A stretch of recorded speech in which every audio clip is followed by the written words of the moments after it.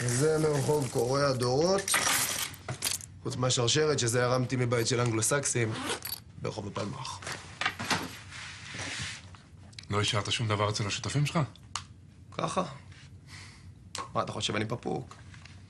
אמרתי לך כבר, עבדתי סולו. סולו, כן. איציק בן סולי. אתה הולך לחטוף חזק בפנים. אתה יודע שיש לך על תנאי.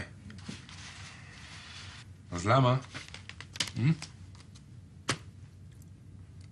למה יש לי תחושה שאני יוצא מזה? וואלה. למה, מה אתה ידעוני? אסטרולוג? לא. אבל יש לי קלף להציע לך. אתה קלפן. אני כולה סרדין קטן. אממה.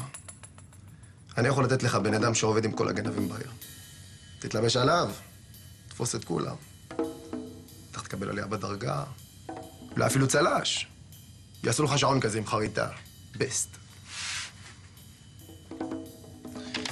תן לי לנחש. אתה רוצה בשביל זה דף חלק. מה זה חלק? כמו תחת של תינוק שיצא בקיסרי. חבל. חבל.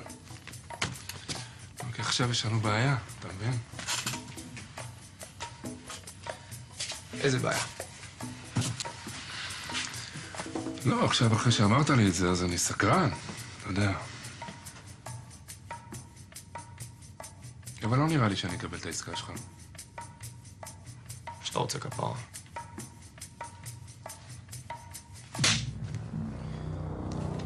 מי זה? מי זה? עזוב חרם, אתה לא מכיר אותי כפרה!